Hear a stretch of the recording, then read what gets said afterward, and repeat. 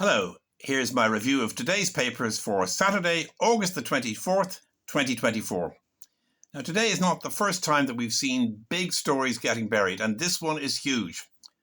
Computer hackers have already, according to last night's RTE News, squeezed tens of millions in ransom, shaking down 1/3 of all Irish businesses.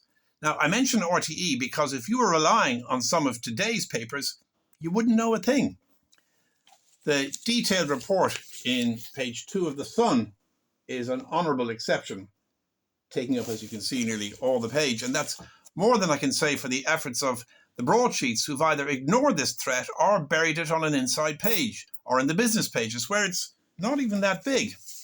It hides below the fold in two short columns in the Irish Times. There it is, just a mention. And in fairness to the Times, it's extremely difficult to find anywhere else. Mark my words, editors, if 1/3 of Irish businesses are being extorted now, it'll be all of them next year. Put the story on page 1 and sharpen up those editorials, nagging the Gardaí and the government into fixing this. Failing that, we'll all be robbed blind. We might even have to pull the plug on the PC just to survive and escape these criminal attacks. Now, there's still old-fashioned crime, of course. Who runs the city's drugs business? Well, according to the Star, it used to be the Kinahan cartel's Liam Byrne, but with Byrne behind bars, rival Brian Rattigan has stepped into the breach. King Rat, as reporter Michael O'Toole calls him, is now a power in the South Side. And treated just like a criminal with 6 months in the joy is Enoch Burke. He's back outside his old school, and there was quite a bit of cruel mockery in yesterday's papers, with schoolboy puns about his biblical first name and sarky comments about his stand on transgender issues. Much more measured are today's stories in the Mirror and the Irish Daily Star. In both papers, Nicola Donnelly allows Mr. Burke to say his piece and defend his religious beliefs. Every time I hear of another closure, my heart drops.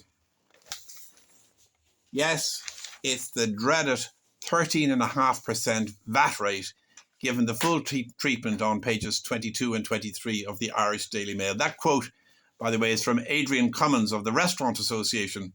And writer Jenny Friel brings us all over Dublin and Cork too, charting the demise of one fine dining place after another. Page 12 of the same paper polls the public, and they've got the message with fully 75% of them concerned about the matter. The only one not getting the memo, apparently, is up there in Leinster House, currently writing a budget, which, we are told, will keep the VAT sky high, ensuring that half of Irish hospitality will close down for good.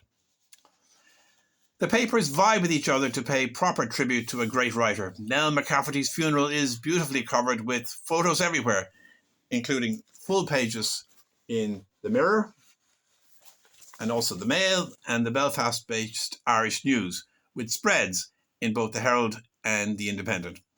And speaking of great writers, where is Miriam Lord of the Irish Times? I hope she's just on holiday because in her absence the Times is, with only the immortal Ross O'Carroll Kelly raising a smile. He's turned Protestant, by the way. Their schools, complete with swimming pools, are so much better, don't you know? The Weekend Irish News has an interesting angle on puberty blockers. There it is, a small story on an inside page, but they note that they were all the rage until the backlash began some months ago, and they were banned for use in children. But surprisingly, according to the Irish News, the drug's last remaining champions up there are the Alliance Party. Both the News and a page lead in the Irish Daily Mail reveals a U-turn by Sinn Féin, whose members were speaking in favour of blockers for teens as recently as last month. Now, bear with me because it's time to play a little game of Snap. Just a second while I organise this.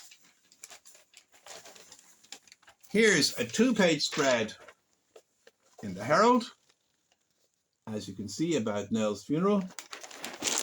And here's a 2-page spread in the Indo. It's okay. spot the difference. Then there's page 6 in the Herald. Sorry, page 7 in the Herald and page 5 in the Indo. 7 in the Herald, 5 in the Indo. And finally, page 6 in the Herald and page 6 in the Indo.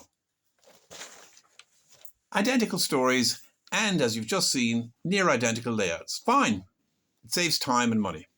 But at this stage, the Herald, at a slimmed down 40 pages, and no longer Ireland's sole surviving evening paper, is struggling to maintain its identity. Word of warning. This is the only newspaper, daily or weekly, that I could find in all of downtown Vancouver. A slim and rather sad little effort. You don't want this to be your future. So editors, sharpen up your pencils and find more writers like the late great Nell and the equally brilliant Miriam Lord. And readers, open your wallets. Go on, keep journalism and pluralism alive. Go out and buy yourself a daily newspaper.